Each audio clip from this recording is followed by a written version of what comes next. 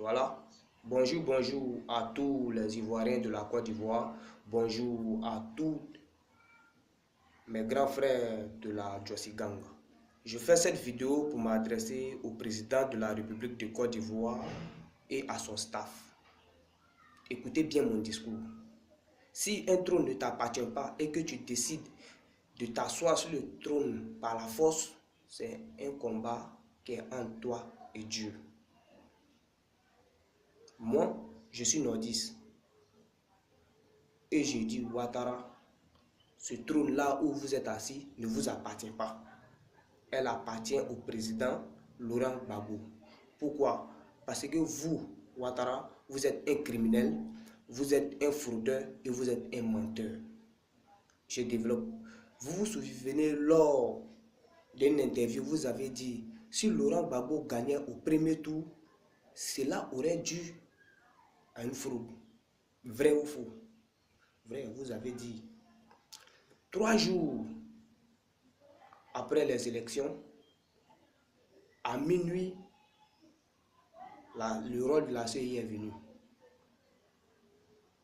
Ce même jour, à minuit, l'ambassadeur de France et l'ambassadeur des États-Unis sont allés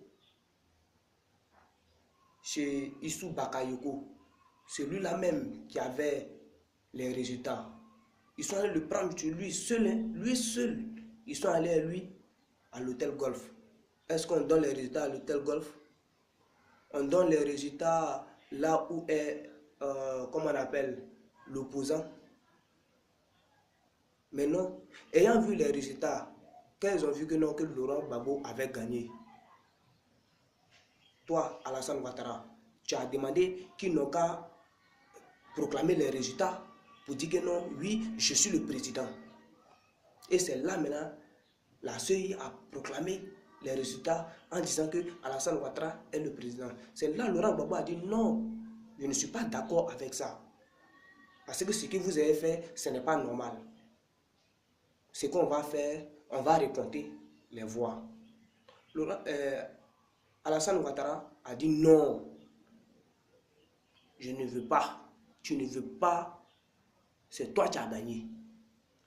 Et Laurent Gbagbo a dit non, comme c'est comme ça, je vais faire appel à toutes les puissances européennes. Venez, on va compter. Quelqu'un qui dit que ah, j'ai gagné. Et l'autre dit que non, c'est pas toi qui as gagné. Si il dit que bon, on va venir compter ça devant les gens. Si toi tu as gagné là, et que tu dois avoir peur, tu ne dois même pas avoir peur. Mais vous avez refusé de recompter parce que vous avez eu peur. Ce que vous avez fait là, c'est une fraude ou bien c'est pas une fraude? Hein? C'est une fraude ou bien c'est pas une fraude? Laurent Gbagbo a respecté la constitution. Puisque Laurent Gbagbo était candidat, il ne pouvait plus donner de l'ordre. Lui, il était assis à la maison en train d'attendre les résultats comme toute la population. Quand vous avez vu que, non, que Laurent Gbagbo ne voulait pas laisser cette affaire-là, vous avez organisé un coup d'État. Vous avez organisé une guerre. Partout là où vous passez, vous laissez le nom de Laurent Gbagbo là-bas. Partout là où vous passez, vous laissez le nom de Laurent Gbagbo là-bas. Pourtant, Laurent Gbagbo était tranquille. Laurent Gbagbo n'avait même pas la tête même à la guerre. Laurent Gbagbo vous a fait quoi? C'est Laurent Gbagbo qui a signé un papier qui vous a permis d'être candidat. Vous avez oublié ça. Laurent Gbagbo vous a pris comme un adversaire politique et non comme un ennemi politique. Ou bien, moi je n'ai jamais vu Laurent Gbagbo en train de faire une vidéo en disant à ses partisans, allez-y tuer les pro-Ouattara. Voilà Boublé Goudé. Je n'ai jamais vu une vidéo de cela. Laurent Gbagbo vous a fait quoi? Alassane Ouattara. Laurent Gbagbo vous a fait quoi? Si vous étiez le président, si vous étiez le président de la République, que ce trône-là vous appartenait, Dieu allait vous donner des bonnes idées. Dieu allait vous donner le pouvoir de pouvoir convaincre tous les partis politiques à vos pieds. Ils allaient être de vos côtés. Mais c'est parce que vous n'êtes pas le président. Vous n'êtes pas le roi.